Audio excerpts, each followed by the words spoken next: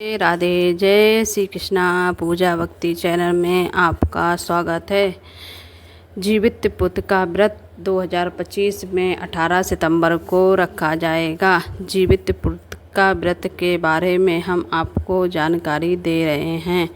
सूर्यदेव विनती सुनो, पाऊँ दुख अपार, उम्र बढ़ाओ पुत्र की कहता बारंबार। जीवित पुत्र का व्रत अश्विन मास के कृष्ण पक्ष की अष्टमी को किया जाता है। इस व्रत को पुत्रवती स्त्रियां पुत्र की जीवन रक्षा के उद्देश्य से करती हैं।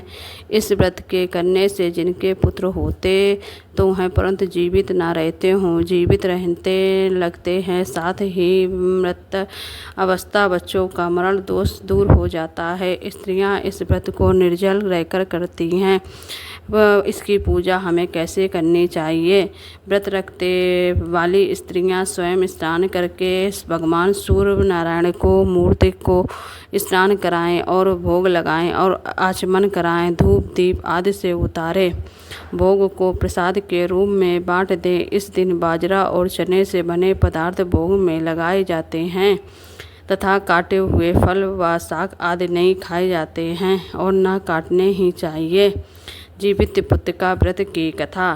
आपको कथा सुनने से पहले मेरे चैनल को लाइक कर दीजिए और कमेंट कर दीजिए। जीवित पुत्र का व्रत में आप लोगों को पूरा फल मिलेगा अगर आप कमेंट करेंगी। जीवित पुत्र का व्रत की कथा। एक समय की बात है कि जब भगवान कृष्ण द्वारकापुरी में निवास करते थे, उस समय एक ब्राह्मण भी द्वारका में रहता था। उसके 7 पुत्र काल के गाल में बचपन में ही जा चुके थे। इस दशा को देखकर वह ब्राह्मण बहुत दुखी था। एक दिन भगवान कृष्ण के पास गया और कहने लगा, हे भगवान, आपके राज्य में आपकी कृपा से मेरे 7 पुत्र हुए हैं परंतु जीवित कोई नहीं रहा। क्या कारण? यदि आप अपने राज्य में दुखी देखना नहीं चाहते तो कोई उपाय बताइए। तब भगवान बोले, हे ब्राह्मण, सुनो, इस बार तुम्हारे जो पुत्र होगा उसकी उम्र 3 वर्ष की होगी।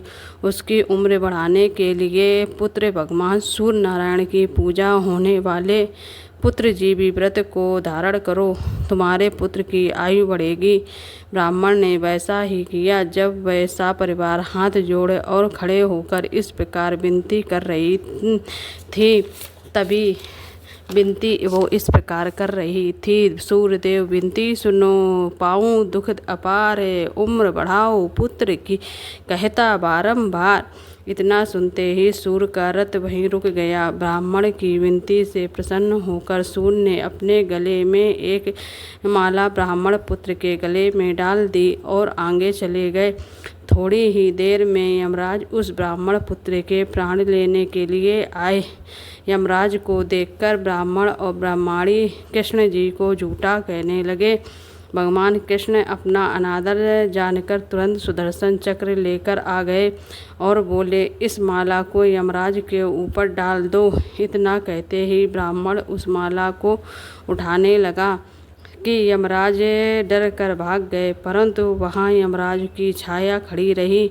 उस फूल की माला को छाया के ऊपर फेंक दिया, जिसके फलस्वरूप वह छाया शनि के रूप में आकर भगवान कृष्ण की प्रार्थना करने लगी। भगवान कृष्ण को शनि के ऊपर दया आ गई और उसे पीपल के वृक्ष पर रहने के लिए कहा।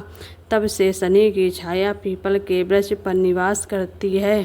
इस प्रकार भगवान श्री कृष्ण ने उस ब्राह्मण के पुत्र की उम्र बढ़ा दी। हे भगवान, जिस तरह उस ब्राह्मण के पुत्र की उम्र बढ़ाई उसी तरह सबकी उम्र बढ़ाना। राधे।